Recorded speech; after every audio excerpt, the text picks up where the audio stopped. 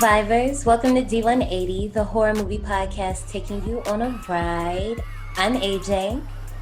Janae is And here. I am Janae. I didn't know you was going to do that. I was like, okay, I'm going to introduce my good Oh, sis. Had it. sorry. My bad. Girl, you ain't got to apologize. We've blown through another month, y'all. This is the last movie for our theme, Grow Up Sis. At the end of the ride, we'll talk about what's next as far as themes and things, but all March long, we've been talking about coming of age movies centering women, and we will be foolish not to speak on the one who started it all, CARRIE motherfucking White. But yeah, I'm excited because this is the movie that really, really got me into horror. It wasn't my first horror movie by like a long shot. I know I saw this when I was 9 though. And this is probably going to be one of them stories I kind of repeat, and y'all hear the origin story of how I seen this movie a lot because, you know, around that time, on demand Comcast, y'all know that big ass remote. Y'all know what I'm talking about.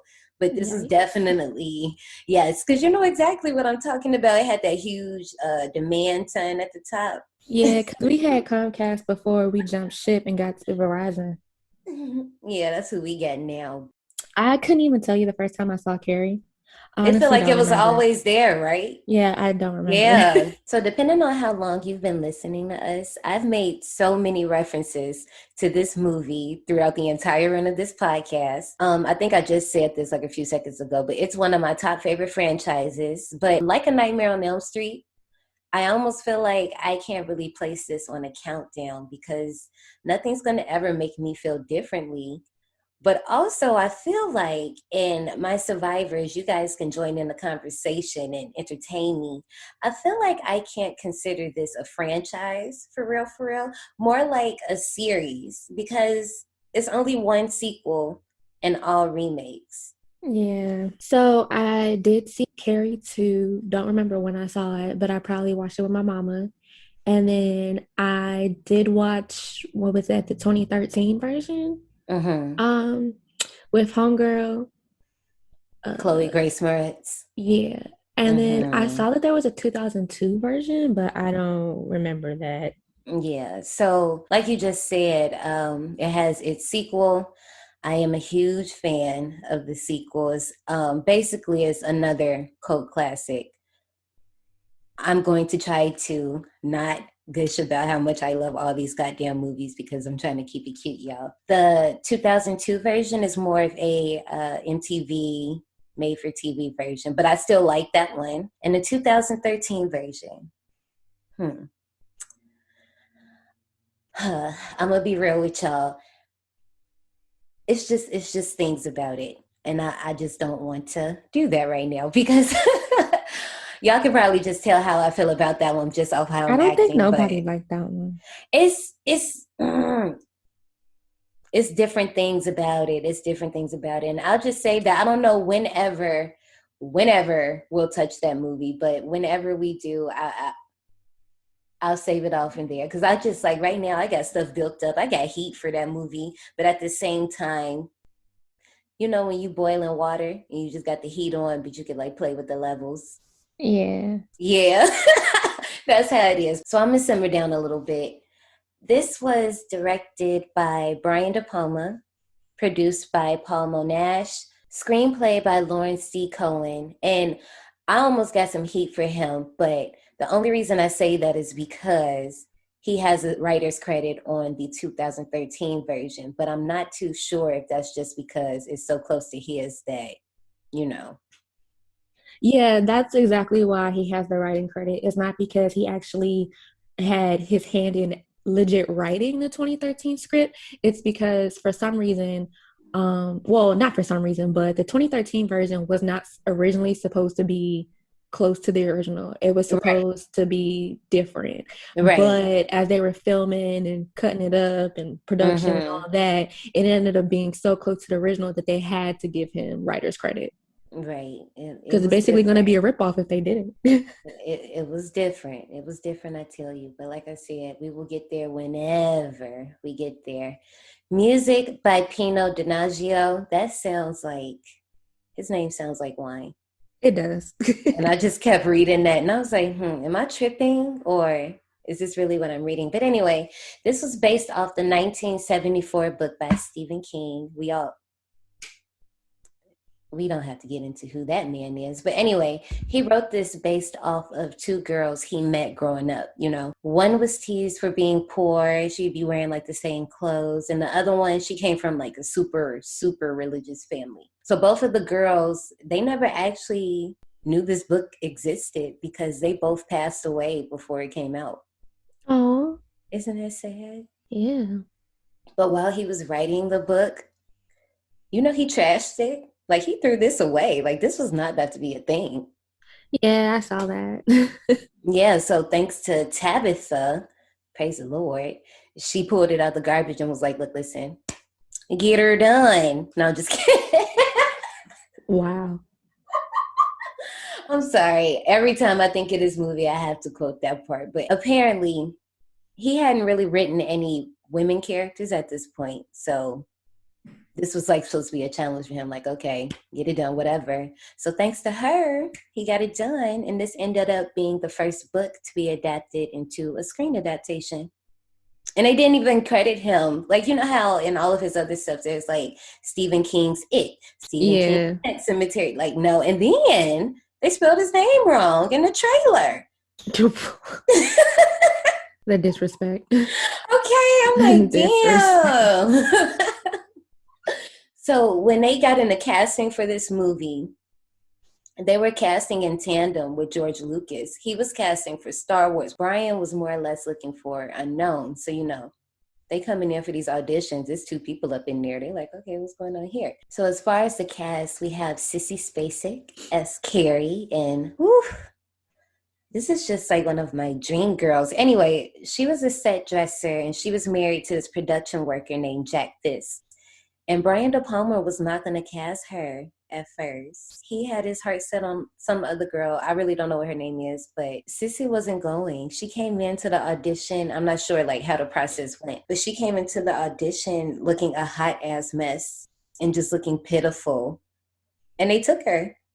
And I'm so glad Yeah. they did. I It couldn't was I imagine. think she had a dress on that her mother had sewed, like a sailor dress from when she was a child. Yeah. Oh, yeah, yeah, yeah. And I couldn't see nobody else playing this role. Like, who else? So then you have Piper Laurie as Margaret White. And she was 15 years retired before she accepted this role. But on top of that, when she got the script, she didn't understand it. She was looking like, what the hell is this? Then she reread it, right? And she still misunderstood it. She thought this was a satire.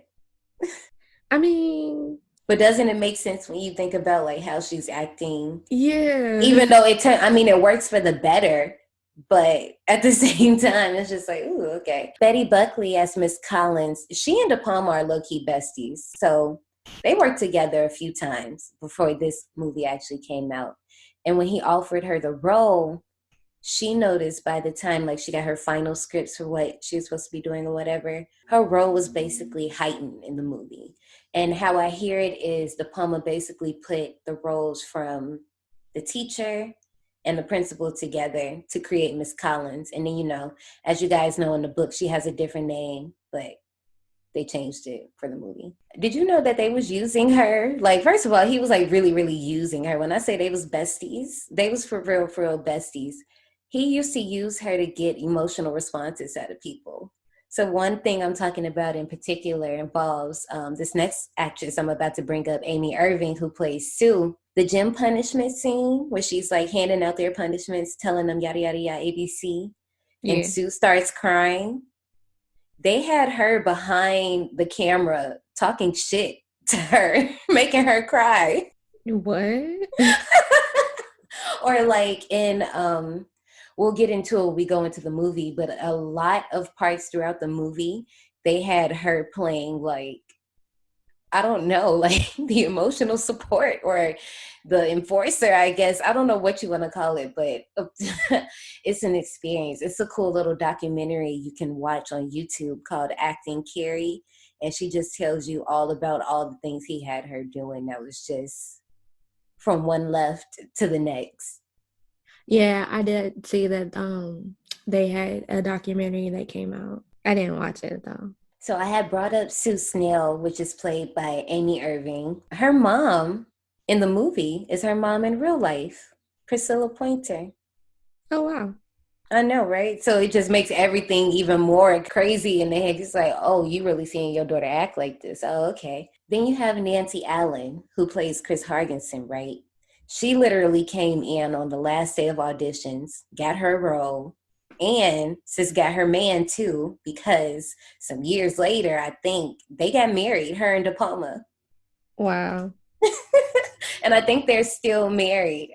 Do we got anybody else? Yeah. Oh, then we got, oh, yeah, of course.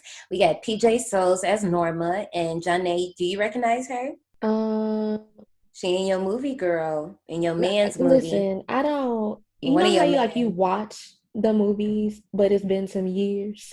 Mm-hmm. So I don't remember people. So PJ Souls is actually in Halloween. And I saw that once I was looking at the cast and stuff, but I'm like, once you watch a movie, because I don't even remember the last time I watched Halloween, to be completely honest. Mm-hmm.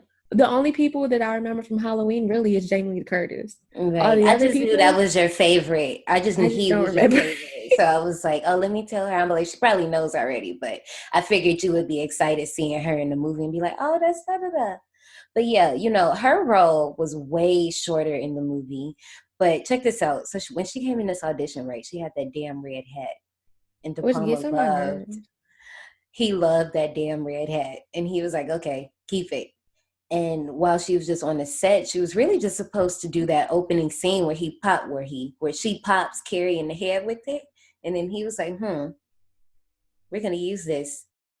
That hat got And on my nerves. that hat is a staple. Then It's a last dinosaur. last we have John Travolta, and he's John Travolta. What more do you want me to say?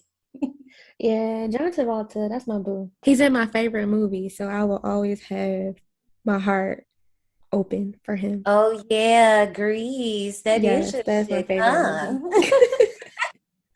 All right, Miss Johnny, we got a lot to talk about, girls. So let's bounce out to this queue line because I have a fun little shun for you.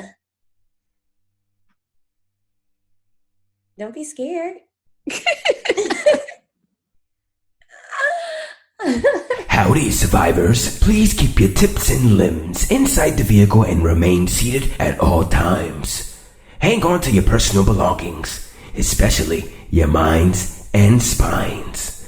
'Cause this here's a wild ride. Johnny, Yes. would you like to play a game of Would You Rather? Sure. This is not any regular old game of Would You Rather, Miss Johnny. And why not? Because, in this movie, my girl Carrietta gets her first period, right? And, that can be traumatizing. Actually, I don't even remember me getting mine. I really It's don't. funny. It's funny because I was going to ask you that. That was going to be the cue line at first. But then I was like, you know what? I'll let people get to know us first before we just open ourselves up to them like that. So let's just play a game. But that's I perfectly don't care. fine. Y'all, one thing that y'all gonna realize if you ever hang out with us in person is I am legit an open book. And sometimes I Okay. can say a little too much when you first meet me and you'll be looking at me like, why is she telling me all Er? this? Er? But that's just my personality. A real one. All right, you ready? Okay. Would you rather pull out a completely dry tampon or bleed completely through a tampon? Um, I've done both. So, Right. I mean, I don't know. Pulling out a dry one is not that bad. So I'll just say that one. I said that one too, and majority votes for the same one we did. Would you rather only wear pads for the rest of your life or only use menstrual cups for the rest of your life? Pads. I don't know about that one. I mean, I've never used a cup, but pads, I'm just like, I ain't trying to wear no diapers. Let me not, because there's probably some guys listening. They're gonna be like, "What the fuck?" Oh well, y'all need to sit through this. We sit through y'all bullshit. So, I've actually, when I'm home, I wear them. Like if I know that I'm not going to be like out and about ripping and running, I will Mhm. definitely wear pads because they're it's I don't know. I've been doing a lot of like holistic health, holistic healing and stuff like that. And it's Right, really not healthy to like stop up yourself like that. right. So, and then with the cup, I've heard horror stories about having accidents pulling it out, Yeah, not I'm not a putting it cup in girl. right, and all that. Nothing against So it for those who do, but yeah, one of my it's not friends said me. that she ended up like spilling her blood all over herself in the bathroom, and I'm just not a fan. So I would definitely do pads for the rest of my life. It's not that bad. Go to get some honey pot pads with the little medicine herbal infused ones. They feel real good. You'll be all right. Would you rather wait days for your period to end to have sex or have sex while on your period? And remember what you said last week. I just wait for it to end. My period only lasts like 4 days. Right, facts. Would you rather have period diarrhea or have period constipation? Diarrhea, that's already a thing that happens. So Okay, I'm telling you, diarrhea, me, please. Thank you. I'm cool with it. Would you rather have spotting between periods or bleed through your pants once a cycle? um spotting between periods. Yeah, it don't seem too bad. Rather, it's definitely better than bleeding through the pants. Would you rather have a very heavy period for 3 days or have a very light period for 2 weeks? I'll go with heavy for 3 days. Okay, because hell no, absolutely not. Because that it's probably something wrong with you if you bleeding for 2 weeks. Like Right, like what? what's happening? Would you rather use a jumbo extra large tampon on a light day or use a teeny tiny light tampon on a heavy day? I guess jumbo. Yeah, I'm kind of like that one. I feel like that's an obvious and it's actually people that voted for the other one. It's like an And the thing is, 80-20. I only use one size anyway, and I know that's bad.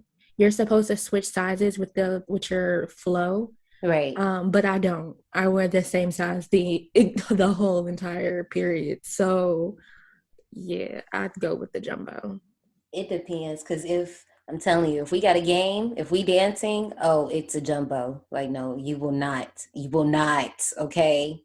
You will And then not it's catch like, me slipping at then my all. whole thing is I tried the small ones before, but it don't even feel like it's catching nothing.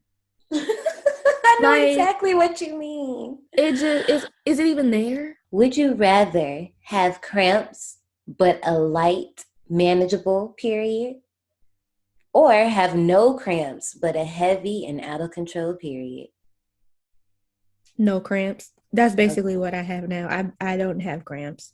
Mm-hmm. Like it's hardly anything. I might feel like a tinge of pain, but they're non-existent, and that's mostly because of my diet. Yeah.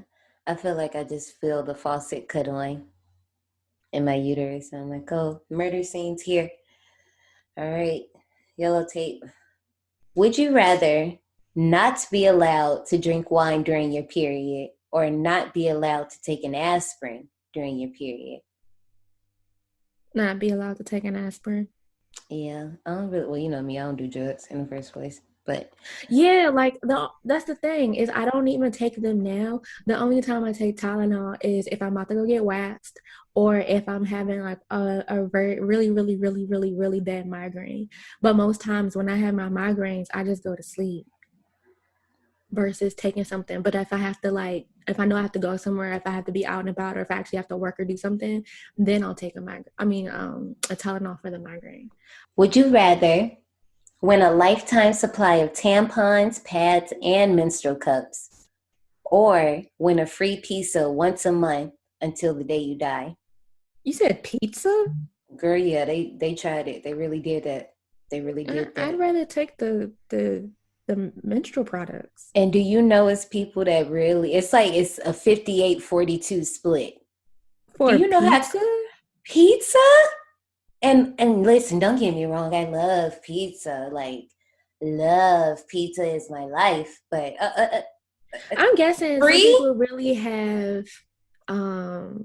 really bad like period symptoms and PMS and stuff, because I see, like, you know how like in movies and like other Cosmo quizzes where people would be like, yeah, I need chocolate and give me my heating pad and my blanket and all this other stuff for my period because my period started, and I'm just like, it's really not that bad. Yeah. It just, you go to the bathroom and it's there and you're like, oh, okay, and then you just go about your day. Oh no, I'm not gonna stunt that first day. I just be like, yeah, no. No, I be tired. Yeah, I'm like, you are wilding. Like the first day, I be tired, but like it don't. I'll tell you, I barely have cramps. I just be sleepy and or have a migraine. See, that's the thing. When my period's about to start, I get migraines. You know, it's some people probably cussing you out right now. It's like, how's it feel to be God's favorite? And some's like, listen. So. I'm telling you, I did have very, very, very bad period cramps back when I ate meat.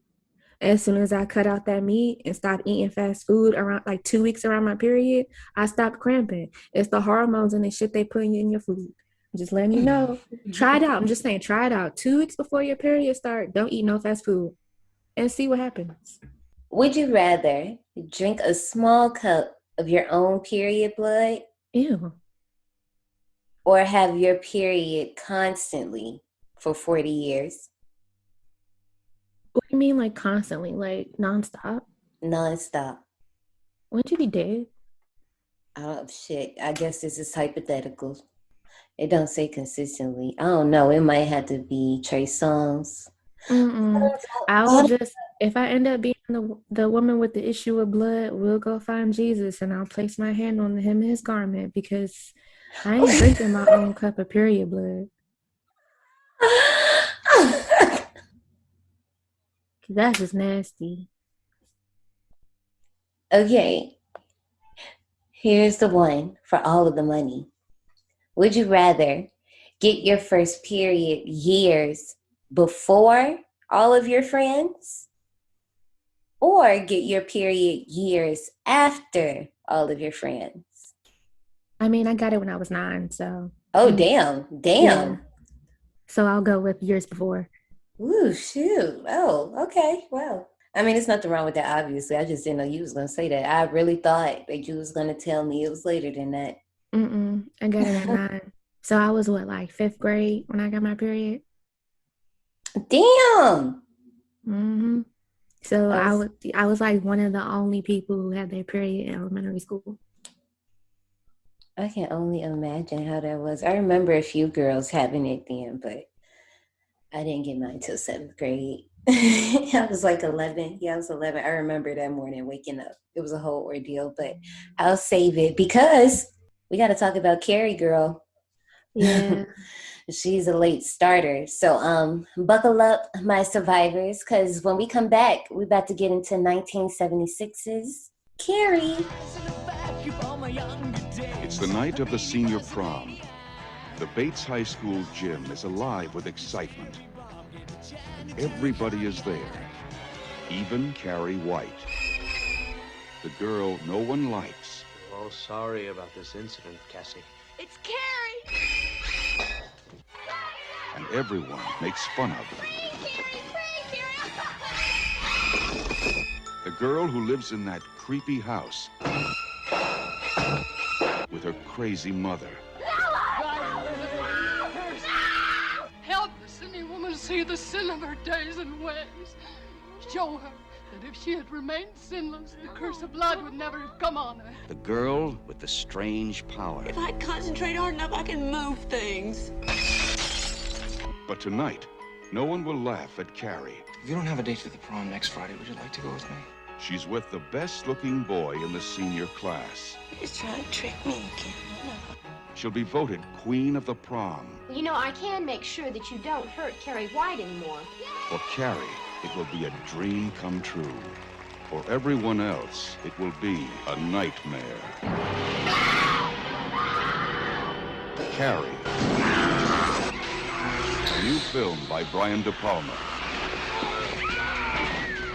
Based on the chilling bestseller. Starring Sissy Spacek, Piper Laurie, and introducing John Travolta in his first motion picture role.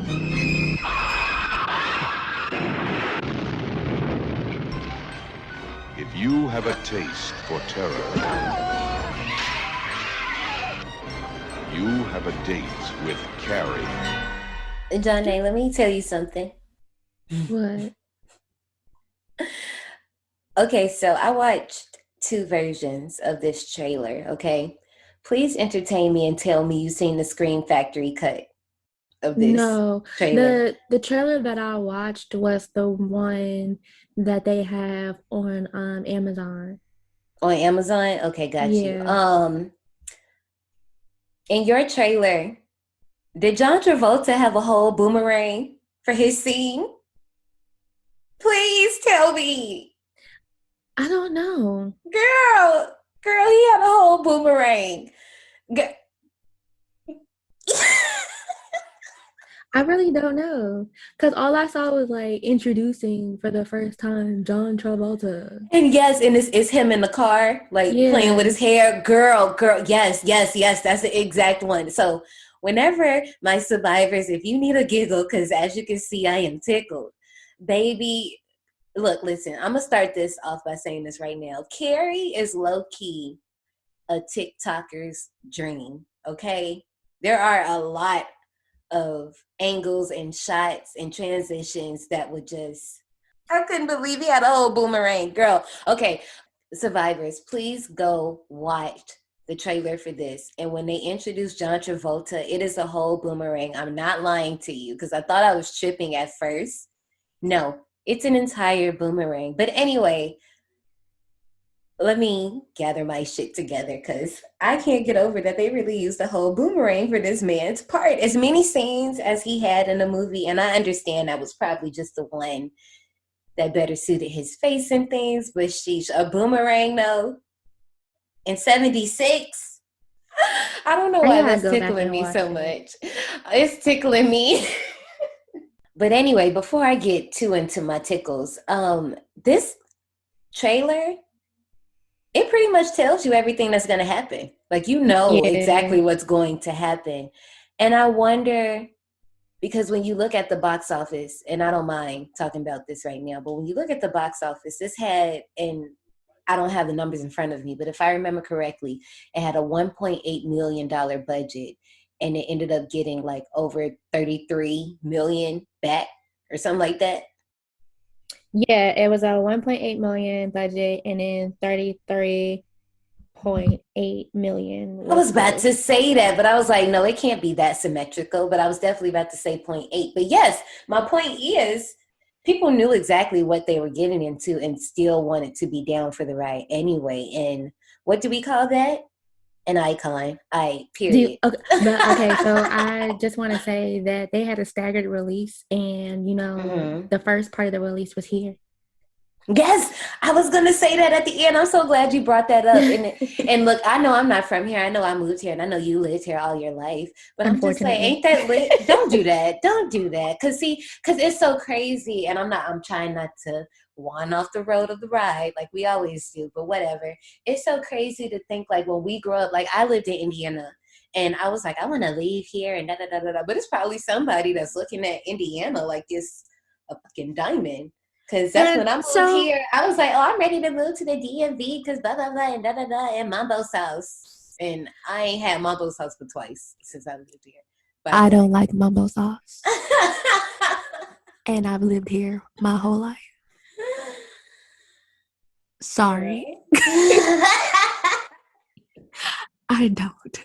But no, but I understand where you're coming from though. I didn't want to come back home after I graduated. Dang, you racing cars outside? Sorry, I didn't.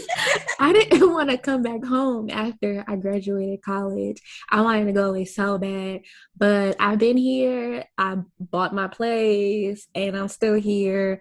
I probably will move before it's all said and done, but I have friends who come up here. They want to live here. I've had friends from college who moved here, and I just want to get away. So, You know somebody who loves their hometowns though, or their home state? who? Stephen King.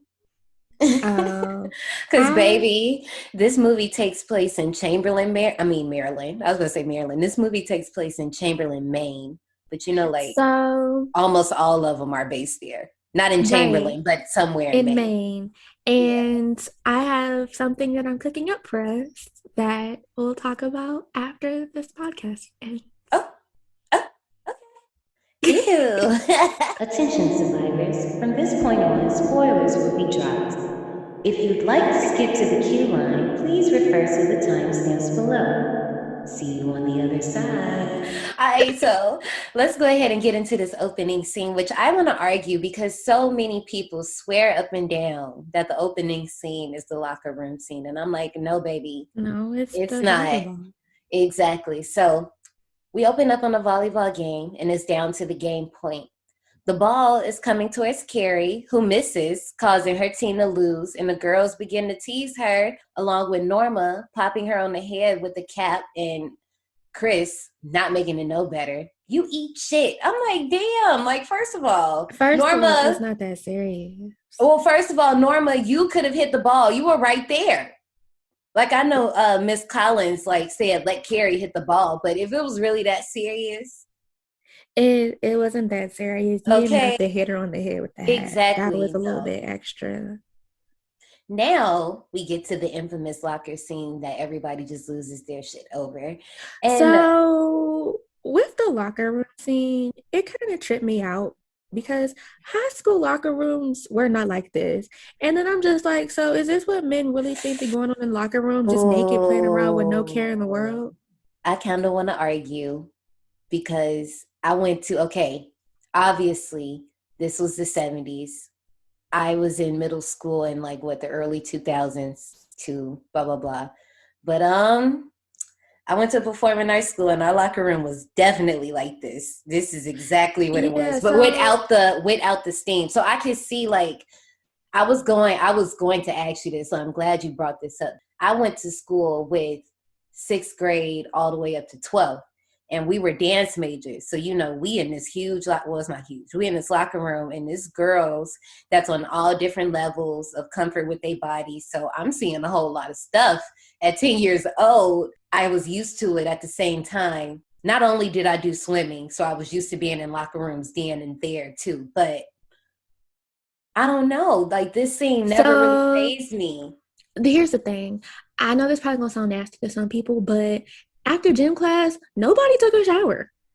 Now, I can see that part. Now, I will say we was not, like I said, the locker room was like this minus the steam and showers. That's what there were nobody showers took there. Showers. Yeah, there were showers, but nobody really took showers. And then the other thing too was we just kind of changed our clothes and got the fuck because it was in the middle of the day. So you had to go to your next class. It was never like this. The whole playing. That's what I mean. The playing around, the showers, walking around naked and stuff, and giggling and snickling and giggling. That wasn't a thing. Like you said, during school hours, of course. But I can vividly in my head see some of the older girls literally just standing there, boobs out, talking, especially after school. Because, after school we had a little bit more time, but we would be in rehearsals up until 7 o'clock at night. So, locker room life was for real locker room life. You know what I'm saying? I can't relate. And that's what I'm saying. For me, I think it's different because I did grow up as a studio dancer. So I was always seeing boobs somewhere. If there are any other dancers out here that grew up like that, especially at a young age. And on top of that, I was a swimmer before I was a dancer. So we was definitely using a shower. But the only thing that was different about swimming is majority of the time my mom was there until I got a little bit older. I was probably 7. But at that point, my sister was the teacher, the instructor, so it wasn't weird. So I don't know. I always was in the damn locker room. So I guess that's why this just never like fazed me like it phases other people. But I get it though. The one thing I don't get is why do you people put soap on your faces like this? Yeah, I don't, that's disgusting. Then not only that, you're putting bar soap in a public shower. Mm-hmm. That's And disgusting. I don't care. All you people that want to be like, that was the time. That was the time. No, that's No. forever going to be a no. Okay. So while she's soaping her face, she unexpectedly gets her period and she freaks out because, you know, she don't know what's going on. She don't know what's happening. So she runs out to her classmates. She's trying to get some help. But instead, these motherfuckers start throwing Tampax or tampons for those who don't really know what that is. That was sad. Because, yeah, not only are they throwing tampons at her, they're screaming, plug it up, and all other types of shit at her. Like, just imagine, like, you know how something happens so fast, you just ain't got no idea what's going on. It's just all happening to you. Like, I can never imagine how that feel like. But finally, the commotion. I don't know. It's kind of weird to me because how are you, like, she's a senior, right? How are you a senior in high school getting your period for the first time? I don't know. I mean, like, that's late. That is late. I mean, I know I've heard girls get it at 15, but you not 15 as a senior. I don't know. I mean, I was 16 as a senior. I turned 17. Same. So she could have just really been late. And then, you know, some people, actually, well, I mean, she wouldn't have been late. She would have been early. Actually, you know what? I had a classmate in college. She started at 16, so. And then that's why I didn't question that either, because I was like, I know I started school early. So, yeah, you know, yeah, I started school early, but I don't know. It's still kind of weird. Yeah, but finally, all the commotion gets Miss Collins' attention. And as she's going through the girls, she points out Sue demanding answers at the same time, putting her in her place for acting a damn fool. So finally, she gets over to Carrie, who's cowering in the corner. I've heard that she based her mannerisms off the artworks of Gustave Dior. And I don't really know how to pronounce the last name, but basically there are these pictures, the stoning of Stephen and the martyrdom of Saint Stephen. And when you look at these photos and you look at Carrie in this shower scene, or like when she's up against her prayer closet and a few other scenes, it looks just like that. It's pretty eerie. Well, so anyway, Miss Collins tries to get Carrie together, even telling her, grow up, come on, Carrie, get yourself together. In the midst of this whole hysterical moment, she slaps her. Carrie, who I feel like this is kind of like still anxiety, trying to get it all out.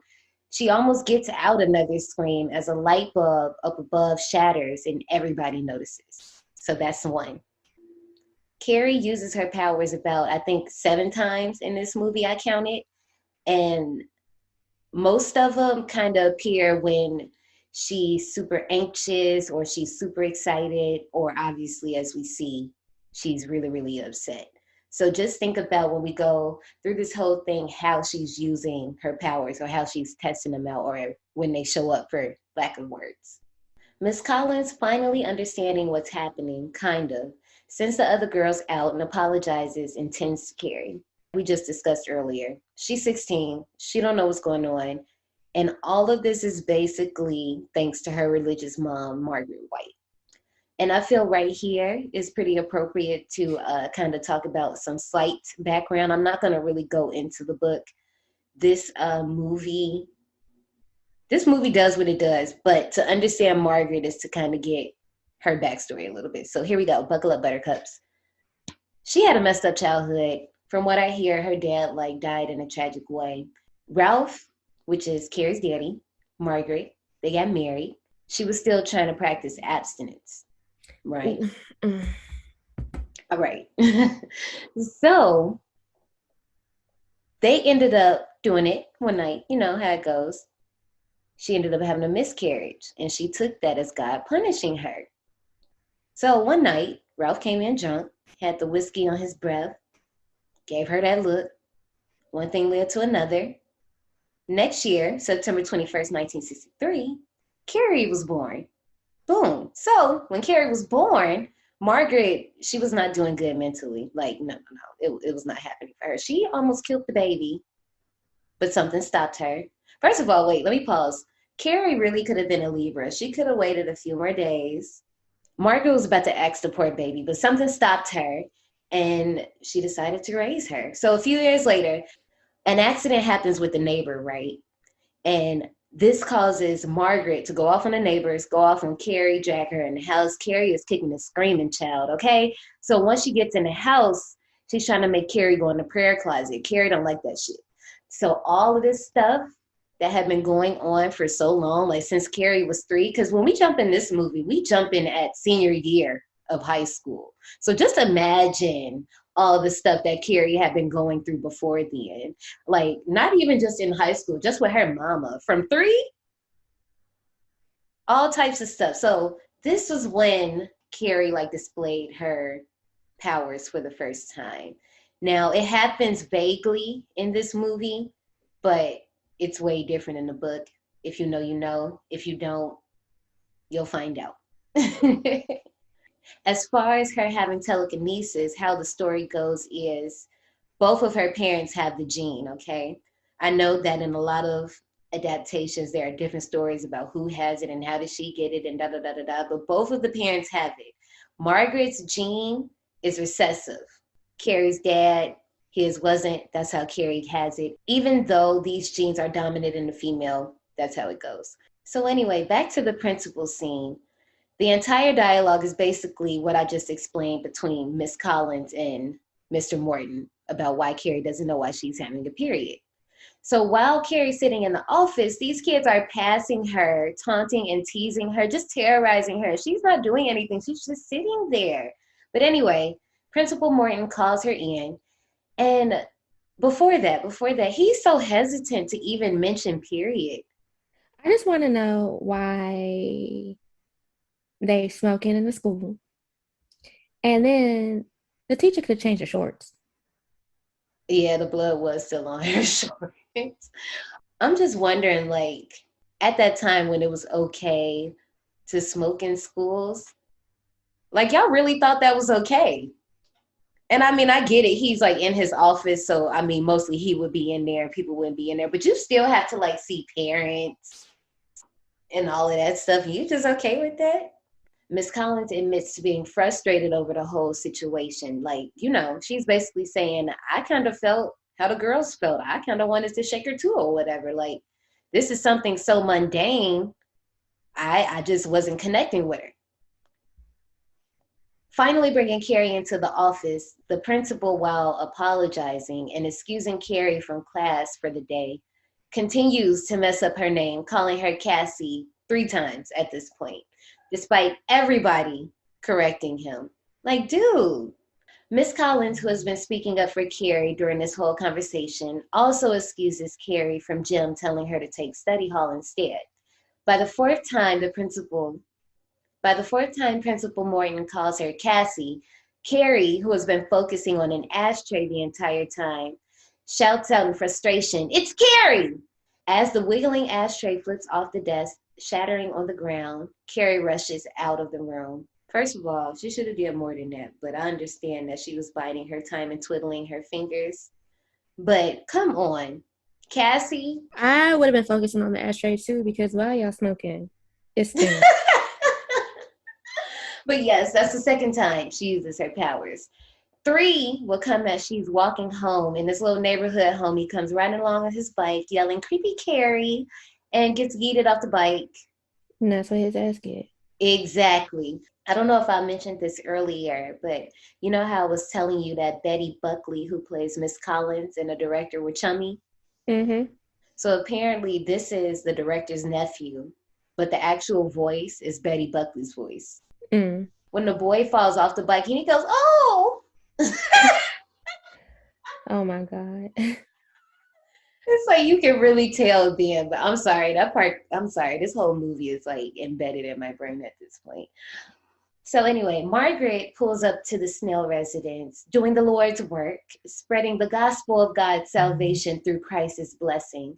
So she's trying to get Sue to sign up for the teenager's path to salvation through the cross of Jesus. Long story short, Mrs. Snell pretty much pays her off, and especially after she gets a call from her best friend, Betty, in the movie, not the actress. It might have been, who knows at this point, and starts asking questions about why she's there. But if you notice, it's almost like the TV that's playing in the back is answering the same thing. Margaret, she leaves. She's offended. Whole time, Sue is in the back. First of all, let me rewind. Because Margaret telling her, I pray you find Jesus. But why she reach her hand up like that? Like she's a little slapper. I mean, you don't know what she about to do. First of all, you disrespected her just trying to pay her off because she was trying to help your little daughter out. But it's crazy when you think about it. Margaret and Sue basically are doing the same thing. And I just thought about this. So Margaret is trying to like get Sue into this little program or whatever, right? And give her that experience. But is Sue not doing the same thing when she tries to get Carrie to go to prom and give her that experience? Yeah. That's crazy. I just thought about that. But anyway, Margaret comes home. Carrie's watching from her attic window, and Carrie rushes around the room to get some clothes while there's a phone call happening. Carrie's listening upstairs. Her mom calls her down, and, she comes down. She playing it cool and innocent, trying to ask, who's on the phone? And her mom only replies, "You're a woman now." She smacks Carrie with this book and reads off the sins of a woman about how Eve set loose the raven called sin on the world because she was weak. Oh my gosh. This scene, every time I watch it, I feel so bad for Carrie. She's making her repeat it along with her.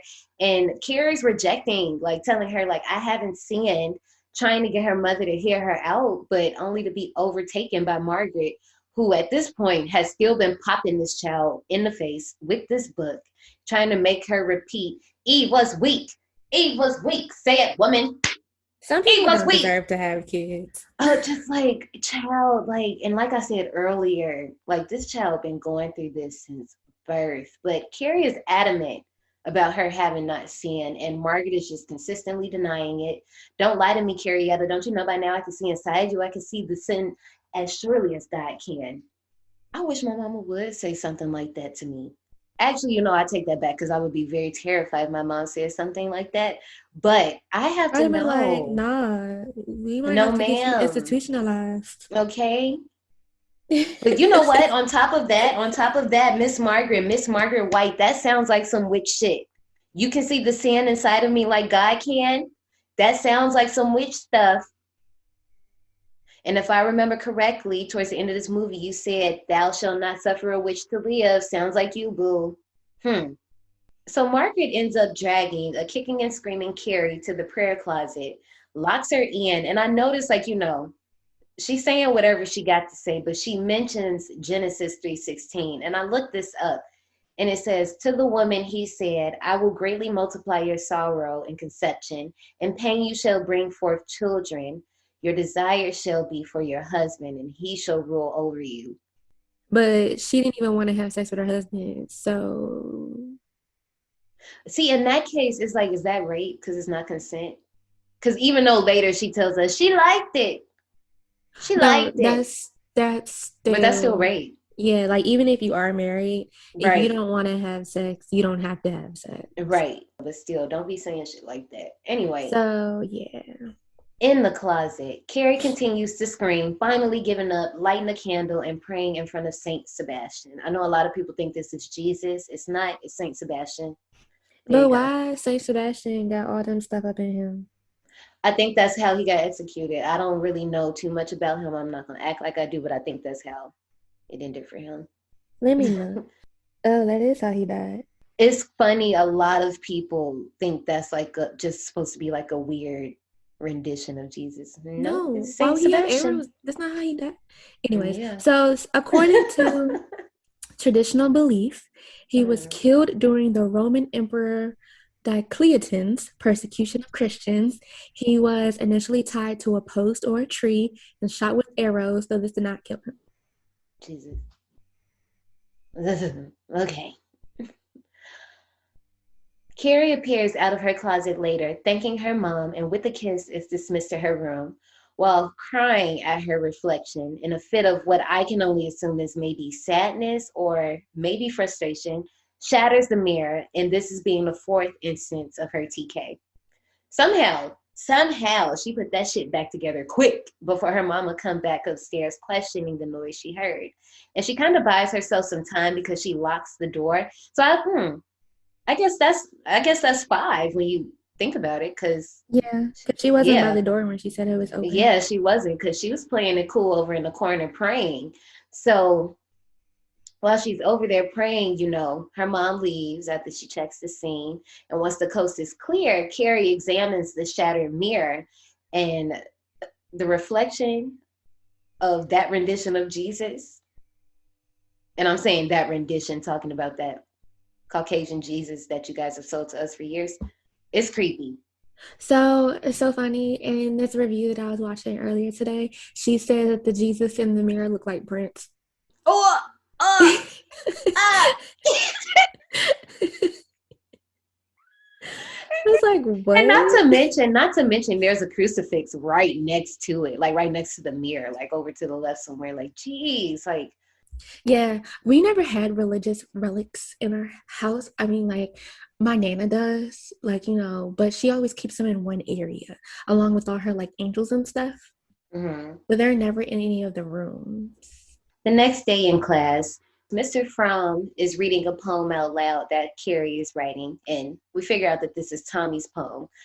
And he starts calling Tommy out, saying, like, this is pretty good. It's probably too good for you to have written it. Because, Tommy is the all-star player. He's the jock of the school, if you needed another sign for who this is supposed to be in this movie. And he asks the class, what do y'all think about this piece of writing? And Carrie says it's beautiful. And Mr. Fromm starts mocking her. And everybody starts to laugh. And Tommy's just like, nigga, you suck. Like, for real. Because I get that the teacher was like, like, she shouldn't have felt that way because this is plagiarized work. But you didn't need to go in on her like that. Like, that was very unnecessary. A little bit later, as a janitor poorly cleans off graffiti that says Carrie White eat shit, Miss Collins calls off attendance before gathering the girls to tell them that they'll be punished for what they did to Carrie. Okay. Let me tell you something. Miss Collins ain't going to play with, okay? Listen, Miss Collins is that bitch. She really is, because she said, remove the gum. You can choke on it for all I care. Exactly. And what about it? What about it? Now try to pull that down as a teacher. Try to pull that down. I dare you. You going down. Yeah. So, okay. So it was that. And then I also put, like, that girl, Chris. Mm-hmm. I wore my hair like that one time. How it was in the front, I wore my hair like that one time when I was in college. First of all, I think that's cute. I think it is cute. It's like that whole Farrah Fawcett type look. Yes. Like, in my look in pro cheer, you know me, I love the big curls. If I can ever figure that out, I will bring that back in just regular life, okay? Because I love that look. I love me a sleek and flat. With the Farrah Fawcett look. So it's so funny because I used to do like a specific type. My hair was relaxed when I was in college.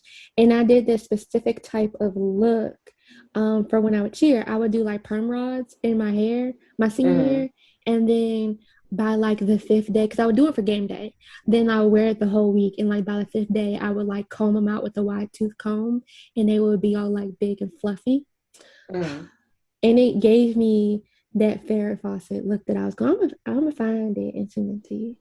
Before we get too far on the subject of hair, all the girls noticed that Chris just got gathered. And, Chris might be a little bit salty, but hold on. You really sent me a post. Hold on, let me look at this real quick. Y'all. You're probably like, what type of ghetto ass rat? That's cute. Come on. Yes. Okay, y'all. Okay, we back. So everybody just saw Chris get gathered, right? But Miss Collins ain't through. She's going down the line. She starts with asking Chris, who are you going to prom with? Because she, I feel like Miss Collins, she got to be like closer to their age at this point. You know how we get a little bit older and we realize that our teachers really weren't that old. They were really like in their 20s, to be honest. So I think that's kind of like how this is. So being that Miss Collins is aware of who's the popular girls and ABC, and she's like, I'm sorry, can you speak up? Why was she doing them like this? Billy Nolan, why was she doing them like that? What about you, Sue? Tommy Ross. Right. And just kept collecting everybody. Anyway, so considering, I don't know if it's not said in this movie, but I'm going to assume, and I'm willing to die on this hill, that because the board is made up of men that have no idea how shitty of a thing they did, they didn't want to go with Miss Collins' original punishment. Instead, they said that they'll have detention every day this week for 50 minutes. But there's a catch. It's to be with Miss Collins, and they'll be working out for those 50 minutes every day this week. Why are y'all complaining? Thank you, gladly. Before prom? Yes. Sure. Where you need me to be? I don't know. Are you really going to complain? I'm not complaining about that. See, when I was in high school, I was in the marching band though, so we did a lot of physical activity. Never mind. Make me look better in my dress. It don't matter. Chris claims she isn't coming, but here's the thing. If they skip, they get the original punishment, which is 3-day suspension and refusal of their prom tickets. So Chris, of course, is not happy about this. Norma even questioning if she's really going to miss the prom over this. And with nobody to back her up, Chris puts up for now. So 3 things happen in this next part, and I'm just going to tell them as is. Carrie is in the library because, remember, she has study hall versus gym, and she's researching telekinesis, and she finally finds a book that tells her everything that she needs to know. Then we got Remember this guy. the Dewey Decimal System? So, that's the only thing that I could think of when I was looking at this.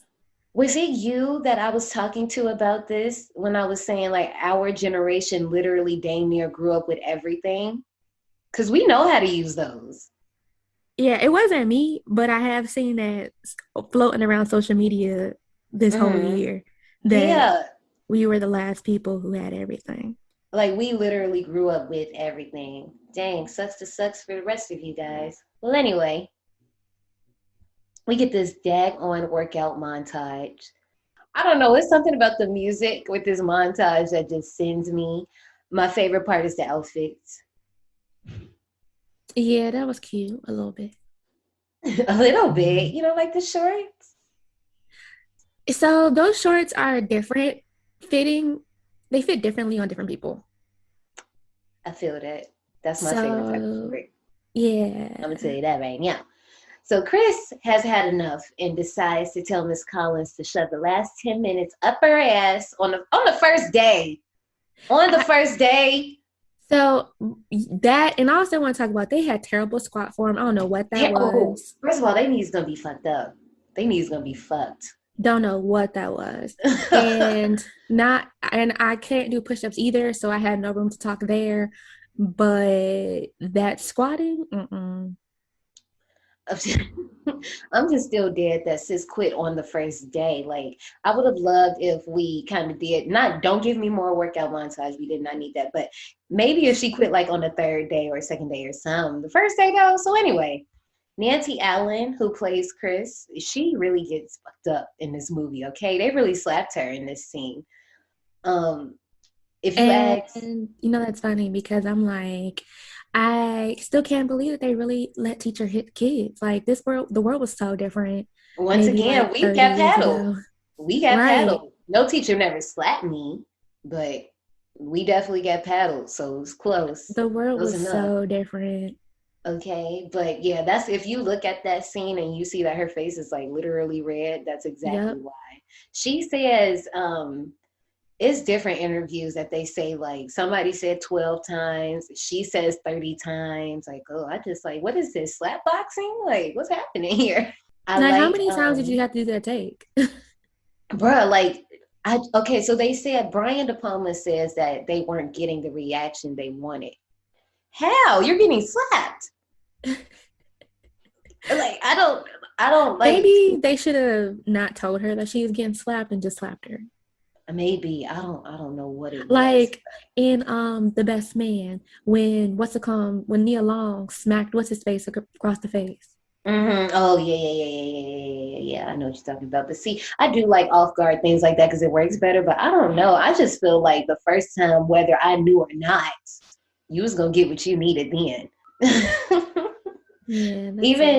Even afterwards, because Chris is shook. She's like, you can't hit us. You get canned for this, you bitch. And for some reason, I don't know when's the last time I saw this movie, but for some reason, I forget that she even says that to her.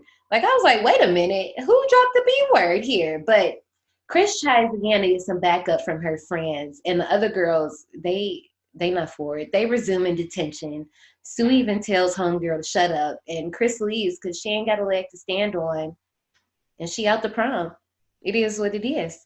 The last thing that happened out of these three things that happened is Sue meets up with Tommy at the bleachers, and she asks him to take Carrie to the prom, which, judging by the jump cut, I'm sure was supposed to be like a what the fuck moment.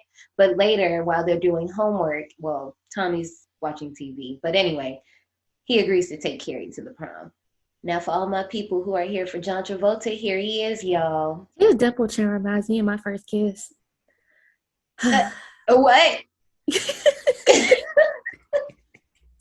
Sorry. No, don't say it. You can't say stuff like that. Okay, and you know what? Never mind, save it. Another day.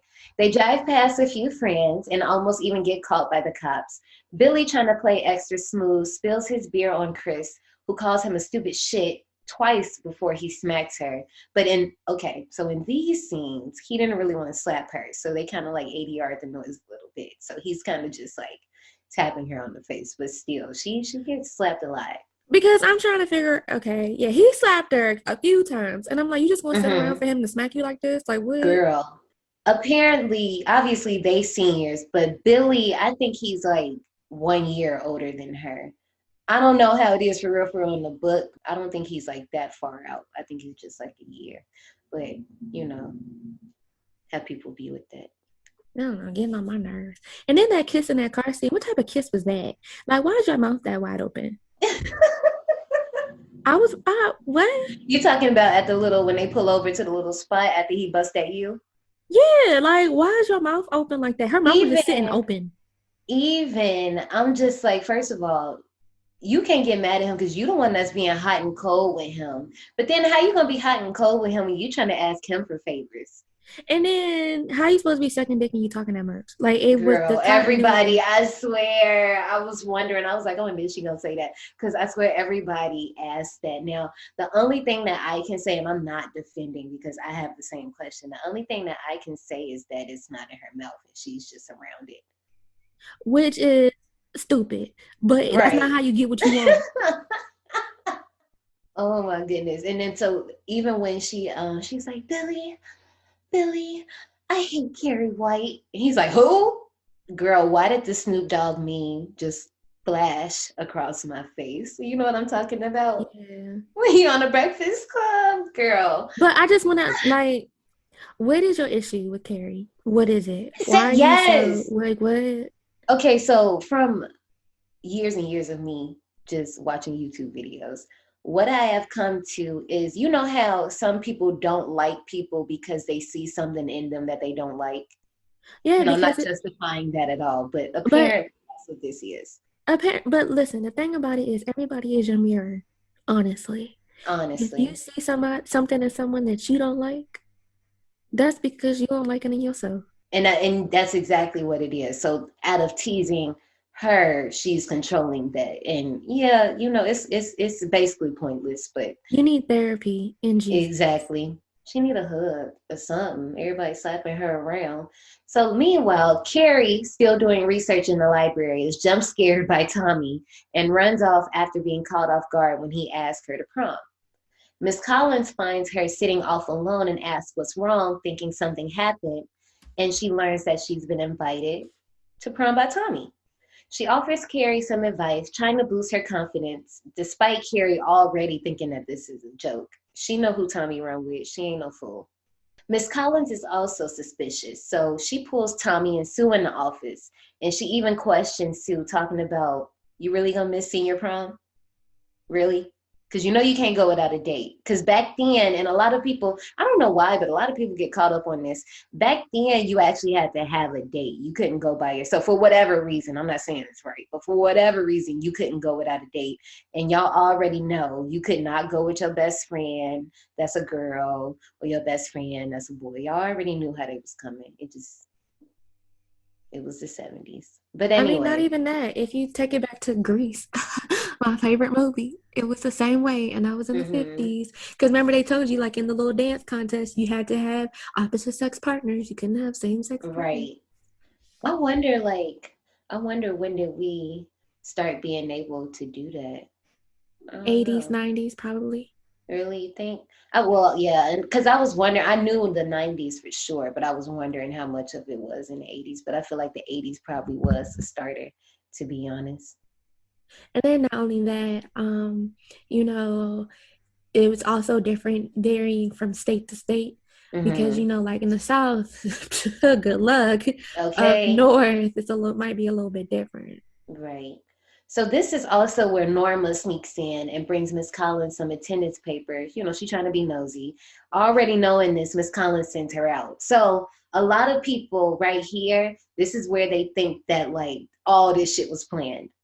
Because you got Norma nosy ass coming up in there. She looking at Tommy. Tommy sniggling and giggling through the whole conversation. But you kind of learn through the movie that that's really just Tommy. He just goofy. And Sue, she's so adamant about it. And Miss Collins even asked her that, like, why are you so adamant about trying to get this girl to go to prom? Like, damn, bitch. You know, and like I said earlier, Sue's trying to give her this normal experience. But I think it's clever on Brian De Palma's part and everybody who was involved with putting this together, doing that, because it really does make you question Sue. Like, is she really in this? Like, I don't know. It might be a sneaky bitch. After school, Tommy pulls up on Carrie unannounced, dang near giving the poor girl a panic attack at the door. With gospel music blasting in the background, Tommy presses her to say yes to the prom. And I mean, pressing this poor girl. She is just trying to get him off the porch and back into his vehicle and on his way. I would have shut the door. Could have. I guess she could have. Because the screen was locked, wasn't it? I can't remember. I mean, you can't come in. You would be like, okay, I told you to leave. Okay, bye. Shut the door. Right. So finally, after, you know, he was like, I don't know, because you like my poem. She says yes, shuts the door. And later that night, Chris, Billy, and a few of his friends, I think it's just one, but who cares? They go to the pig farm, and first of all, his friend pissed me off talking all that big shit and then gonna chink it out at the last minute. I don't see how they could, like, kill a pig like that. Bruh. So Billy was supposed to be more of a sociopath. In this version, he's just really kind of like goofy. So I feel like when you get to this scene, it's just kind of like, oh, okay, y'all just bout it. But I guess if they had gave him a little more to do, or, you know, I don't know, it would have came across better. But yeah, I can see that, because it does just come out of like, damn, y'all about this, like you just right. Gonna go kill a pig all willy-nilly, okay. After they do this, they go to the school and they put up the bucket of blood. And now I want to say this. Actually, you know what? I'm going to save it because I'm going to get to it real quick. During dinner with Jesus and his disciples in the back, Carrie tells it really feels like they're with them, and it's kind of creepy. So Carrie tells her mom that she was asked to prom, and Margaret ain't going for all that. She actually thinks that Miss Collins was the one that's responsible for putting Carrie up to this. And, you know, Carrie explains, go ahead. I was going to say, did you see the way that the lightning flashed and the thunder rumbled when she was like, prom? Mm-hmm. I know. I just can't get enough of this movie. And it's like, you know, some stuff we look at it and it's cliche, but this did it before a lot did it. So it's like, you can't even go there with this one. So Carrie explains, and she low-key starts reading her mother a little bit. She's like, please see that I'm not like you, Mama. I'm funny. But, you know, she means that she doesn't want to be made fun of, like how people look at her mom. And she's looking at this prom situation as a chance for her to be normal, you know, before it's too late and she ends up like her mom. But still, Margaret ain't going for all that. Like, oh, she did not have to toss that tea on that baby like that. And especially the candle go out and now it's all dark in the room. You know how intimidating and scary that had to be? Like, no. At the same time, you know how we was just talking about, you know, they was there with Jesus and his disciples. So when she throws the tea and the fire goes out, it's kind of like he left the room. And then I just could not be in Carrie's shoes right now, especially if it was me with my smart mouth. Jesus, be a please. So Carrie pleads with Margaret, and Margaret continues to just go off on Carrie, especially when she brings up Tommy, because, you know, Margaret ain't going for all that boy talk. Carrie, at this point, she ain't going either, because she starts displaying her telekinesis, shutting all the windows in the house, promoting Margaret to call her a witch. And if I'm correct, I think this is the 6th time that she displays her TK. But Carrie is, you know, she ain't on that. She like, this is me, mama. If I think real hard, I can do this shit, okay? This ain't no devil, honey. So Carrie calls her mom out, basically, for misinterpreting the Bible. Because that, for real, that's what it is. You know, Carrietta, she ain't going to play with. Like, she getting a little ballsy here. So ballsy that, you know, she started calling out her mama for misinterpreting the Bible and using it against her falsely. And she started spitting the facts about her daddy. Because, you know, her daddy, Margaret was like, you know, the devil took your daddy away and da-da-da. She like, no, he ran off with another woman. Everybody know that. Like. And I know why he ran away, because her ass wasn't putting out. That's why. And probably because she crazy. Oh no. Well, oh gosh. Okay. Steering back. Carrie says that she's going to prom and she don't want to talk about it no more. Period. She said what she said. Carrie now has to deal with her mom. Oh my gosh. Her mom is rocking back and forth and praying. Carrie is trying to just get her dressed together. And you know, usually this is a moment where like mothers and daughters or any type of mother-daughter figure, however it be, this is the moment where you pretty much bond, you know? And she got to deal with this. Chris continue. That's true. Me and my mom was arguing over prom dresses though, so. The only thing me and my mom argued about was just my price limit on my prom dress. And I mean, I wore my prom dress 4 times, so I really got the money's worth. So we got my prom dress from like this random ass Chinese store in the mall. You know how like they always have those random off-brand stores in the mall? Mm-hmm. That like the Asians run? Mm-hmm. I'm not trying to be culturally insensitive, but like we got it from there and I loved it. It was like a champagne color. Why when I got to prom, it was like 7 of us who had the same dress but in a different color. Oh no. In a different color. Like it was the same exact dress but in a different color. Oh no. And I was like, wow, this is a popular dress. Was it Sherry Hill? Because, you know, Sherry Hill was that bitch for prom when we was in high school. Girl, it was a random, but it was a random off-brand store. That's what I'm saying. It wasn't like a brand name store. She didn't have like brand names. I don't know what the name of this dress was, but yeah, it was a random store in the mall. I just remember, and I'll get back to it, but I have to say this since we're talking about it. I remember it being this one dress. It was strapless, and then it would have like a little band around the waist. But it was kind of fluffy at the bottom. It was short. They had that dress in so many different colors. I do remember that dress. You know exactly what I'm talking about. And I'm pretty sure some of my survivors, y'all know exactly what dress is. The first time I seen it was Sherry Hill, but other brands had it too. And ooh, that was the dress. If you was in high school from like, the homemade dress era probably ended like in 2009, I guess. So if you was in high school from like 2010 to probably like 2014, this dress was super popular. Not popular, popular. No shade to the homemade dress era either. Y'all was popping too, but a lot of y'all is legendary on MySpace. One of my friends, okay, I'm gonna get back to it, y'all. I know we try not to go on tangent. One of my friends, have any of you guys seen this picture that just floats around every year, and it's a guy in a tuxedo. Half of it is purple and half of it is turquoise. And then he has 2 dates, and one has on purple and one has on turquoise, and he has on like a pimp hat and everything.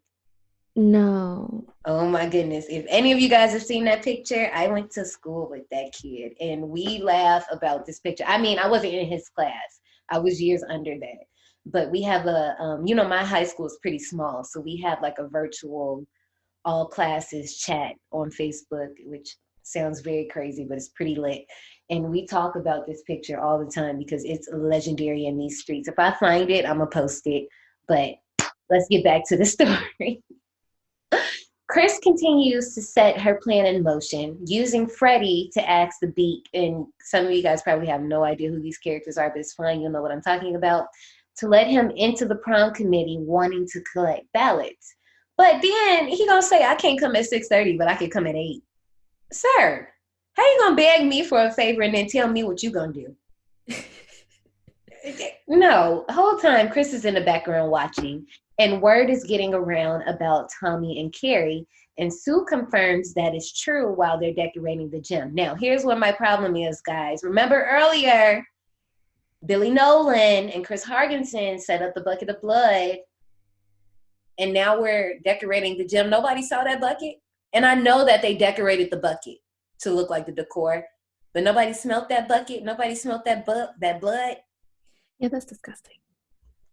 I'm just curious. Now, that's the only problem I have with the movie. Now, we're going to move on. Chris is amongst the crowd with nosy ass Norma, who is trying to get the tea, and I would not tell her shit. Like, I know they used her in part of the plan, but I would not tell her nothing until the day of, because she just looked like she can't hold her shit for shit. Now we move into another montage. Carrie's going makeup and dress shopping with her little lipstick testers. The boys are getting tuxedos. It's a good time. Girls are gossiping about them, like I said earlier. Now it's the night of the prom. While fixing her mascara in the mirror, her mama rose up on her with that bullshit. Red. I knew it would be red. The dress is pink, as we all can see. Piper Laurie, who plays Margaret herself, she told Brian De Palma, she was like, no, I think you should keep it. Like, I see that this is a typo, but I think you should keep it. I think in her head, she should see red. And when you think about it, Margaret is kind of like foreshadowing the entire event, because when Carrie comes home, the dress is actually red because she's so bloody. Yep. So that worked out. Girl, don't you hate when your mama just like point? We talked about this. Don't you hate when your mama just point out stuff? Why you gotta point out my dirty pillows? Like, leave me alone, sis. Like, I'm already nervous and insecure. Like, come on. Like, everybody got them, and you just gotta get on me about it. Like, dang. Anyway, Margaret is continuing to try it with Carrie, telling her not to go to the prom. We could burn the dress. We could pray. Moving on to even making her more anxious about Tommy not coming, and that the prom is going to be a bad idea, to the point where Margaret just starts hurting herself. Like, just stressing Carrie out. Like, sis, you know what? It's cool, because Carrie got that fire and thrust her mom. Get out my face. Girl, that's why I was happy, because Carrie had enough. So when she thrust her down to the bed, Margaret wasn't ready for that. And she needed to be put in her place because she was doing too much. So anyway, at this point, Tommy's here. He's getting out the car. He's about to come up to the door. And Margaret tries it again. And once again, she gets pinned to that bed promptly. And Carrie tells her, stay here. Don't say nothing until I leave. I'll be back early. I love you. And she leaves. And this is where Margaret goes, thou shalt not suffer a witch to live. And you already know. You don't know what's about to happen. I mean, we know what's about to happen, but you just know Margaret about to be on that good bullshit.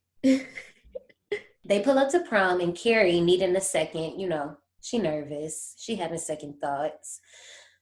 They finally get inside. They're greeted by other classmates. Norma's ass, I couldn't notice but hope her ass was laughing at Carrie, and this is why you can't tell her shit. Anyway, Tommy asks Carrie to dance, but she not ready. And right on cue, Miss Collins comes in and tells Carrie how beautiful she is. And this little moment was actually improvised. And by improvised, I mean the story that she tells Carrie about her prom. and how she had to walk in her heels and her feet were bleeding and all that. All that was improvised. So, she's basically, and I kind of like it because the reaction, this whole prom scene, me being a Libra once again, for a moment, and every time I watch this gosh darn movie, I forget what's going to happen. And I'm just like, oh, she's so happy and she's having fun. Like, I'm so happy for her. So after a while, Tommy comes back and playfully busts up the party. And he tries to invite Carrie to Lewiston's after the prom. But, Carrie's still kind of hesitant about all of this. And, she ends up saying yes. They're going to hang out at the Beehive after the prom. So, it's a goodie. It's a go. With this, he asks her to dance again. And, she's still hesitant, but she goes. And this is where we get that spinning dance scene where they spin in the circles and they're just talking to each other. I couldn't watch it. I had to look away from the screen because it was making me really dizzy. I really couldn't look at it. It's just like a dream boat for me. Like, so, it's pretty, but me personally, when I was looking at it, I was getting dizzy and I couldn't watch it. Oh no, trust, I feel you. I understand, I get it. They're talking to each other about she's asking him, why are we here? Just interrogating him because she just can't believe that she's here and this is all happening to her. And after a while, he kisses her. Well, he tries to kiss her a first time, but she kind of, it shakes her up and she starts self-depreciating herself. And that's when they get into the convo about, why'd he ask her here? And I don't know, for a moment, Tommy isn't guilty of anything, but I will say if he is guilty of anything, he's guilty of sending mixed emotions because you got a whole girlfriend. And some people say that this is a kiss, like just a kiss between friends, but we can't put that on Carrie because Carrie is very sheltered. So we can't say that she can distinguish the difference. I read somewhere that there's a whole theory that Sue's actually gay. I've heard this. And that, her relationship with old dude was just like a beard type situation. Mm-hmm. But I don't know. Because then apparently she was pregnant in the last scene. But I don't know if the actress herself was pregnant or if the character was pregnant. So, like I said, I'm trying not to jump around through all the other movies, but because we're talking about it. I know in the remake that happens. In the book, I'm not too sure because like I said, I haven't read the book. I'm about to read it, so I could tell you later after I read it. But I don't know how it is in the book at this point. But I know in one of the remakes, they pulled that. So okay. This scene is also where Tommy admits that he didn't write that poem. So for all the people that were confused on that earlier scene, he didn't write the poem, he plagiarized it. Boom, there we are. So he continues to tell Carrie, like, relax, lay back, chill, be free. We here, shawty. And he just has no idea how dark this shit is about to get. So they continue to dance and laugh the night away. And Sue enters through the back as the beak announces that the ballots for prom king and queen are about to be announced, or passed out rather. Carrie panics seeing their name on this ballot. Like, what the fuck? Like, who did this? Tommy assures her. The same thing too. Especially, when you're not expecting it. But Tommy, he got her. He's like, it's no big deal. If we win, all you got to do is go up there. They take pictures for the yearbook. That's it. Let's vote for ourselves. To the hell with the devil with false modesty. And she agrees, which is still kind of creepy in itself. And they cast their vote. Quick cut to Margaret, who's at home, pacing around the kitchen. I told y'all she was on that good old bullshit, sharpening her little knife, slicing the carrot. Say hi to the dark and the wicked. She need help. Child. Okay, back to the prom. Chris is snapping on Billy from under the stage because he's drinking beer. And yes, I agree with her. You probably could smell that shit. We're in a high school, for God's sake. So now this is where we get the most beautiful figure 8 shot. And I'm going to explain for those who don't know what this is, what it is. The next 2.5 minutes, the camera goes throughout the prom in a figure 8, and it does not cut for a whole 2.5 minutes. Okay, so here we go. This is what happens. It starts on the table with Tommy and Carrie, where Norma comes and gets the ballots. Then she goes over to Freddie, who's also collecting ballots. And they kind of meet up where everybody is kind of like making out, which was kind of random. And they switch out the ballots. She kicks them like under behind the stage and, they switch them out. She goes and takes them over to the judges. This pisses me off because why the hell you on that ugly ass red hat at prom? You could have took that shit off for one night. For one night, you could have done without that godforsaken red hat. Okay, continue. Get him. So, after Norma drops them off at the judges' table, she goes, for real, not even 3 feet away, and knocks on the stairs, letting Chris and Billy know that the plan is in set. So Chris has a rope, obviously, that's rigged to the bucket. She trigger happy. She can't wait, okay? And then we go up the rope to the bucket and back to Tommy and Carrie, and this is where the scene finally cuts, and it's perfect. Right then and there, they're announced the winners, and we commence an even slower scene of Carrie having her moment. And I just want to say, I did not until I watched it, I think I watched it, it don't matter. It was almost a week ago when I watched it for the podcast. But there are a lot of chips in the cookie in this crowd. And what I mean by that, it's a lot of brown people. Did you notice that? I didn't even pay attention to that. I guess because I've seen this movie so many times that, I already know what you would look at. So at this point, I'm just looking in the background. There are so many, a lot. I was really kind of surprised. I was like, oh, I didn't see none of y'all earlier, but okay, I'm glad y'all showed up.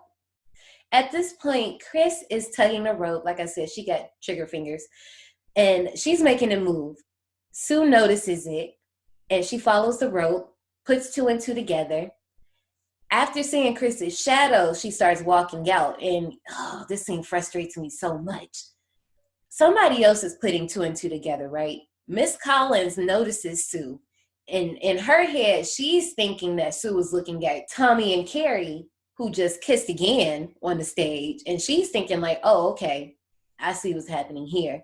She goes and snatches up Sue, as Sue is finding Chris and Billy under the stairs. And how did you not see them under them stairs? How? And then how did you not see that she wasn't trying to climb up the steps? She was pointing underneath the bleachers. Exactly. I mean, not underneath the bleachers, underneath the stage. I really wish that she had just listened to her old girl instead of kicking her out the gym. I mean, but even with that, if you were Tommy and you seen Sue getting dragged out the gym, wouldn't you be like, well, why the hell are you here? He just laughing on stage. I would be like, okay, well, why is she here? Because even Carrie looks. And I think when Carrie looks, Carrie's probably thinking okay, well, why are you here? But, Carrie probably still ain't thinking nothing of it. But that is odd that Sue's just randomly here. She's not in a prom dress because she's not supposed to be here. And Miss Collins is dragging her out the room. Okay, so what's happening? And all those people who were in the front, y'all didn't see Chris and Billy when she opened up the streamers? Y'all didn't see them under there? No? Nobody saw that. Okay. But, like I said, movie's got a movie and it's fine, whatever. As soon as Sue gets put out, Chris pulls the rope, dousing Carrie in blood, bringing the gym to total silence. The rest of this scene is what Carrie hears in her head, because I know people be having questions. I got y'all. So, it's silent. All you hear is the bucket and just dripping. That's it. Norma laughs. Everybody looking at her what the fuck is wrong with you? Tommy is upset, questioning what happened, but ends up getting hit by the bucket and killed. I know. Y'all probably really. He ain't have to die. Yeah, I get it. I feel it. But they say he ain't have to die. Once this happened, Carrie hears her mother's voice. They're all going to laugh at you. And she looks out into the crowd and sees everybody laughing. However, in reality, nobody is laughing except Norma. And I think it's just a few other people laughing, but it's not how she sees it in her head. It's not everybody. Miss Collins isn't laughing at her. It don't matter. It's hyped up. It's over. She snaps. Shit hits the fan. Quick. It turns red. I don't even know how to describe this scene to you, but guys, here it goes. People are getting crushed by doors. Norma and a whole bunch of other kids are getting hosed down by a fire hose. In real life, the actress that plays Norma, y'all all know she got her eardrum busted in real life, fucked up. Which is crazy. And I would have been asking for compensation. Like, what Because the fuck? apparently that had like a lasting effect too. What? Like, I would have been compensated because you fucked me up Okay. and then used my pain as a good shot. Yeah. Because she says that's the shot. She said, yep, that's the one. That did it. Yep. A kid tries to stop the hose, but aims it towards the stage lights. Carrie directs that towards the stage where Principal Morton and Mr. Fromm fight over the mic, electrocuting them. Principal Morton dies. Miss Collins, trying to aid the students out, gets pinned against the wall by a basketball hoop as Mr. Fromm finally dies from the electrocution. Students continue to scream and run away as Carrie slowly begins exiting the stage. Bitch, a walk, okay? Through the auditorium, she finally gazes out in a trance at the damage that's been done. As she leaves, the doors close behind her on the fiery scene as screams grow distant in the wind, and she shut it down. As if that wasn't enough, on the way home, Chris, along with a very drunk Billy, spots Carrie on the road and instantly speed towards her. Still in a trance, Carrie ain't playing. She swings around, and at the last minute, the car flips uncontrollably until it finally explodes with one more look. How mad do you have to be over nothing to want to run somebody over? Like for real? What did she do to put her through enough? You really don't think you put her through enough? Like, people just died, Kim. And they watched them die in the gym from through the window. Like, and you just be okay with that. Anyway, the scene where the car flips, you know how it was teasing about TikTok transitions earlier? It's literally just them flipping a picture or a video. What? Yeah, it's like when you watch it, like when it's all happening in the grand scheme of things, you're probably really not paying attention, you know? But when you pay attention to Chris and Billy like flipping and it's them, it's just the video like literally flipping in a circle. Y'all could put them in like a fake, like one of those, you know, those like those fake, the rigs. I know what you're talking about. Like yeah. when you like at the amusement park or whatever, put them in one of them things and just flip them around. They have them at amusement parks. Did they have them in the 70s? Maybe. Because, you know, I'm pretty sure the budget probably all went to that gym scene. You know, they only had a $1.8 what? Yeah, I said that right. $1.8 million. Yeah. So, you know, Carrie, she tired. Okay, and oh my gosh, I love this scene when she walks home and she just looks over her shoulder and she sees her house. She's still in the trance, but it's just like she knows that this is home. But the house looks so scary because it's lit up on the inside. I mean, we know what happens, but yet we don't know what's going on. But the way she just slowly walks up to the house, like I got goosebumps just talking about it. Like, ooh, a walk. Anyway, she comes in, walks up the stairs. It's candles everywhere. She's fucking confused because why? There's candles on the bed. Y'all just living dangerous out here. She goes upstairs. I remember the first time rewatching this years ago. I was probably in college. And for the first time, I noticed that Margaret was behind that door. Creepy as hell. Okay. Creepy. I said, oh, wow. Because, you know, like, you notice the mannequins and you just write off the other thing as a mannequin too. And I will always pay attention to Carrie. So it wasn't for a while. Like I remember being in college and I was watching it with my roommate and we was both like, whoa. Creepy. Behind the door. Okay, so Carrie goes, and this is finally when she snaps out of her trance, when she gets in the tub and she's washing all the blood off of her. Poor girl, she has a moment to herself. She comes out looking for her mother again. Margaret just swoops behind the door like she just, girl, I would have been like, where the fuck did you come from? Well, anyway, Carrie's just trying to get some comfort from her mama. She just had a long night, like a really long night. And all Margaret can do is just tell Carrie about the night that she was conceived. You know, I told you guys this earlier. And she admits that, you know, all this happened and she liked it. I liked it. She need help. She is bad shit, okay? Bad shit. Like just, oh gosh, poor thing. Margaret starts to comfort Carrie, saying, let's pray for the last time. And as they do, Margaret stabs her in the back with a kitchen knife. Carrie falls backwards, not knocking a single candle over, might I add. And Margaret is close behind, chasing her through the house with a smile on her face, with the sign of the, when she was doing the sign of the cross and smiling and just, I said, oh, hell.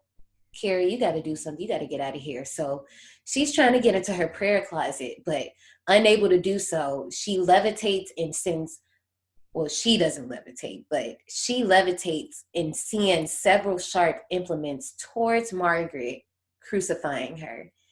And as you can see, it's supposed to be like Saint Sebastian from the beginning.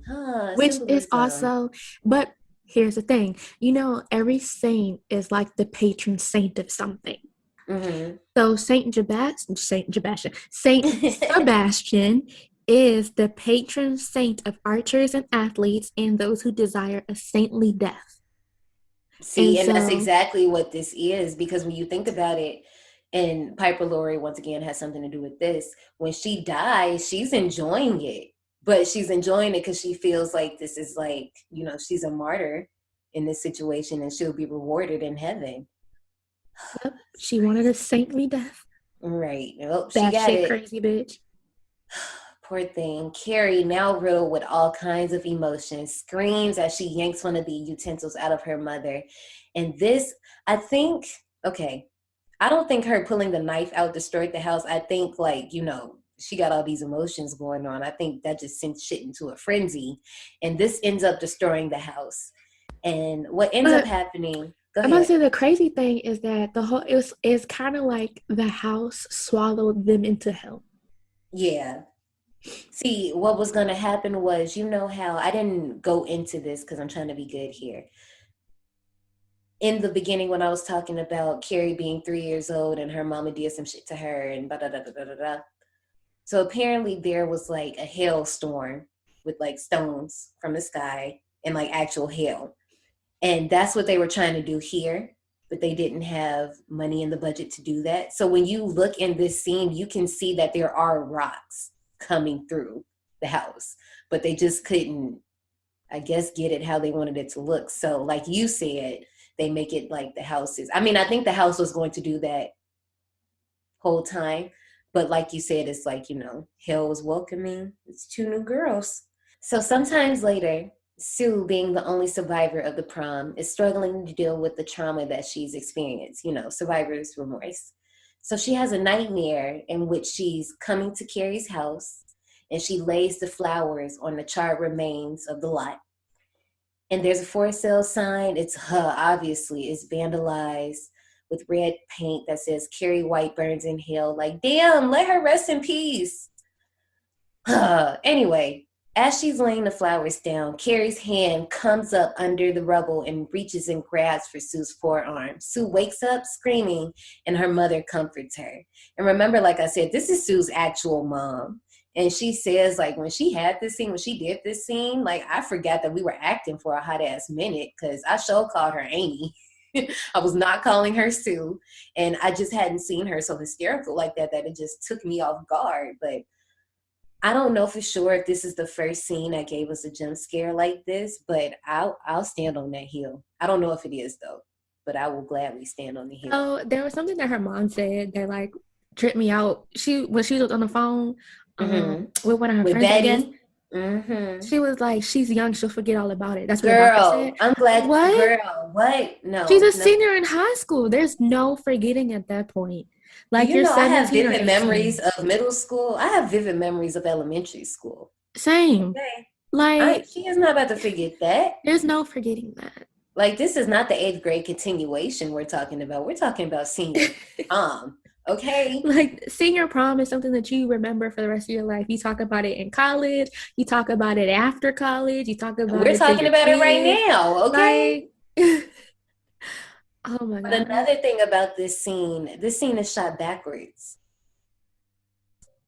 If you pay attention when Sue is walking, the cars that are going past, they're all driving backwards. And even when you look at Sue, like her dress and her hair, the way it's blowing, you can tell like something's not quite right. But that just makes the scene just so much better. I love the way this movie ends. I love this damn movie. I ain't got nothing to say. Like, what do y'all want? The only problem I have with the movie is the bucket scene, because I just feel like y'all motherfuckers should have seen that. But other than that, like, this movie is so perfect to me. It's the movie that got me into horror. I don't have nothing to say about it. I feel so bad every time I watch this movie, knowing what's going to happen. I want it to play differently, knowing damn well they're going to do my girl dirty. And I'm giving this movie 100%, period. I don't care. I don't care. Mama.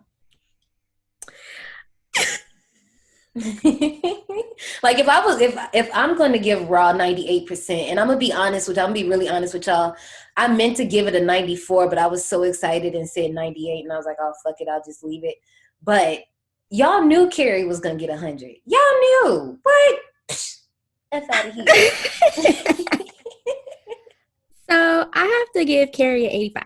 There's no particular rhyme or reason. I do like the movie, but it's more like a nostalgic cult classic for me at this point. So I'll definitely give it an 85. I don't think we could call this one a cult classic, because, you know, cult classics are basically like, you know, people ain't like it and they caught traction later. This was always it. So, True. Classic. A classic. Title her classic. This is definitely a classic. Because when I was watching it, it was kind of hard for me to kind of like watch it through a critical lens, because I've always watched it. It was, and that's exactly why I gave it 100. Because nobody will ever, I don't care, you will never tell me anything is wrong with this movie. You will not. You just won't. Because it's just more like feel good for me. It's like, even though it is, I did jump at the end though. I'm not gonna lie, I did. When her arm reached out and grabbed her, I did jump. But for the most part, you know, it's just, for me, it's like a feel-good horror movie. It's like Scream for me. I feel like this is a movie that girls would more enjoy watching over and over, obviously more than boys. But it's just like, I don't know. It's just like, I said what I said. I ain't about to compare it to nothing, because she is that bitch. You ready to go to the souvenir shop? Yes. It seems you survived. Well, before you go, join us in the souvenir shop. Okay, for the souvenir shop, guys, you know, we try to keep it really simple here. This came out in 1976, so it's not like it's a lot of souvenirs, and I think I said souvenirs, but whatever. It's not a lot of garb for this going on, but countless amounts of posters, fan art, all types of things. But I'm gonna keep it simple and go with the original one.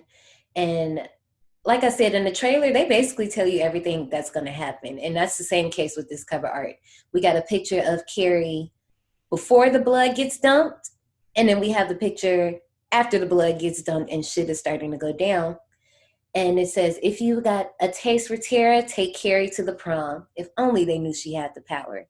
As always, I'm going to post this cover on IG so you guys can get a better look at it. It's so many. I don't know how many I'm going to post. I'm probably just going to have a field day and lose my mind. But what I can bring up is Carrie is one of the few horror films to be nominated for multiple Academy Awards. Let me tell you something. Girl, they got so many awards. Okay, let me tell you. So, Sissy and Piper Laurie, they both got nominations for Best Actress and Best Supporting Actress. Then the film won the grand prize at Avriaz Fantastic Film Festival. So then Sissy ended up getting Best Actress from the National Society of Film Critics. Then, okay, so the movie itself, like I said, it's a classic, ring bells. You know who Carrie is. It's just always been there. Ranked 86 on Empire Magazine's 500 greatest movies of all times. 500. Number 86. Baby, check the spreadsheet. Let me keep going. It also ranked number 15 on the Entertainment Weekly list of 50 best high school movies, and number 46 on a list of 100 greatest cinema thrills, and number 8 for the 100 scariest movie moments, for the ending sequence, that is. Baby, name her classic, okay? Name her legend. Name her Carrie White. Period. Is this our first 100? I think so. Yeah, it definitely is. I definitely ain't getting nobody else 100. I haven't even broken into. Oh yes, I did. I gave Mikey a 90. Never mind. No, you liked you some Mikey. You liked you some Mikey. If y'all haven't listened to that Mikey episode, please go watch Mikey on Amazon and go listen to the episode. It's really a good time. It's a slept on movie. If they gonna remake something, do that. And do it. Like actually do it though. Okay. Mikey.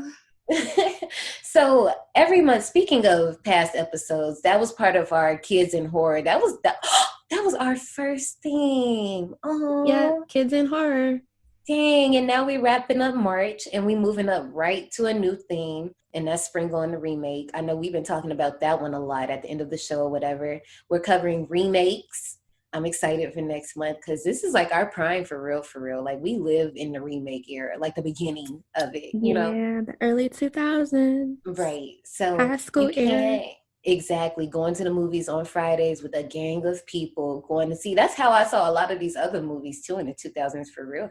But anyway, you can't submit for this next month because we kind of got all those locked down, but you can submit for May and June. So for May and June, we don't have titles yet, but for May, any found footage, we're kind of leaning towards vlogging, but we haven't solidified yet. So any found footage for now, you can submit that. And then for June, we celebrating Juneteenth. So we're going to be covering any movie that was created by a Black person or that just has a predominantly Black lead. So there you go. So you can submit your suggestions at destination180podcast@gmail.com. Even if it doesn't fit the theme, we'll find somewhere to put it. Just talk to us, whatever. We like hearing from y'all. You can also come follow us on IG at D180 Podcast. And, come hang out with us. We're pretty cool. Come see what your favorite tour guides are doing. And last, leave us a review wherever you listen to us. We prefer 5 stars, but we also love honesty. So, keep it real. But, we got a 5-star average so far. So don't come messing shit up for us. But that's it, survivors. Girl, what I say all the time, because if you ain't a survivor, you was dead or unmarked. No, dead. So be down. Okay, I'm gonna get off y'all. Anyway, that's it, y'all. We'll see y'all next week. Bye. We start our next thing. Damn, Johnny, you ready to say bye? I ain't even tell them what we was doing next week. Damn. My bad. Survivors. I'm hungry. I'm ready to go to the concession stand. They're gonna give us. All right, y'all. Next week we doing Evil Dead 2013. See y'all there, or be scared. Peace out. Bye.